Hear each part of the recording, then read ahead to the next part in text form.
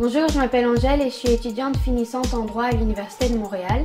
Et je voudrais vous expliquer aujourd'hui ce qu'est la différence entre une entente et un contrat. Deux documents qui sont complètement différents. Je voudrais vous dire les éléments de base pour que vous puissiez voir ce qu'est la différence vraiment entre ces deux contrats. Je sais qu'il est souvent facile de dire « Ah, j'ai une offre, je regarde le contrat, on me dit ce qu'il y a à faire, je suis contente, c'est bon, je signe. » Mais il faut voir au-delà de là. Il y a certaines clauses types qui se trouvent dans un contrat pour le définir en tant que contrat. Une entente, c'est seulement un accord informel où on se dit d'accord, je rends ce service, en contrepartie, tu me payes tel montant. Mais un contrat, c'est lorsque parmi les clauses de ce document se trouvent des clauses comme l'exécution judiciaire. L'exécution judiciaire, ça veut dire qu'en cas d'inexécution de l'obligation, c'est-à-dire le service rendu que vous rendez, il va y avoir des conséquences juridiques. Pour telle inaction, vous allez payer telle somme.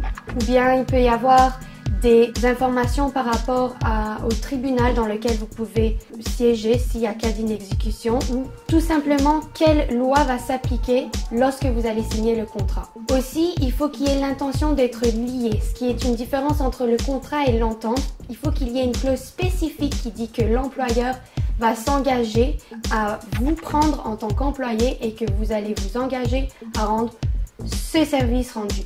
Mais le service rendu doit être très bien détaillé parce que plus la clause est vague et plus vous allez pouvoir être facilement responsable par rapport à l'inexécution de votre service rendu. Parce qu'il va très bien pouvoir vous dire « Oh ben c'est vague mais je m'attendais à ce qu'il y ait ça comme service rendu, vous l'avez pas fait. » Donc veillez toujours à ce qu'il y ait vraiment le détail par rapport au service rendu. Donc l'inexécution judiciaire, les conséquences juridiques et l'intention d'être lié.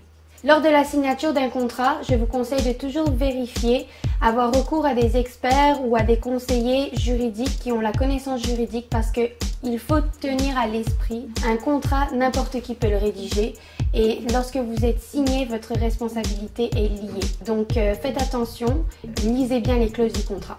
Afin de savoir si un contrat a été rédigé par un connaisseur dans le domaine juridique ou bien n'importe qui, il y a certains modèles types de contrats.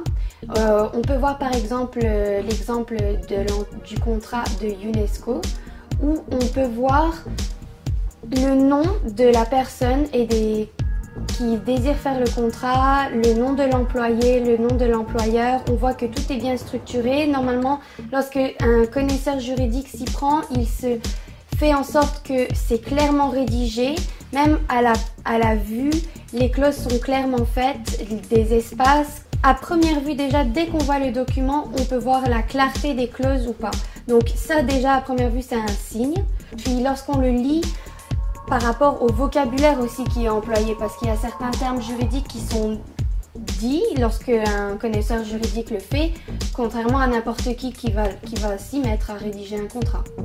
Ce que je conseillerais pour un jeune qui n'a pas le temps ni l'argent d'aller s'adresser à un conseiller juridique ou à un avocat, c'est que sur Internet, il y a un large accès au domaine juridique par rapport aux notions, par rapport à comment faire un contrat, quelles sont les conséquences juridiques en cas d'inexécution. Donc il peut très bien aller faire un tour sur Internet.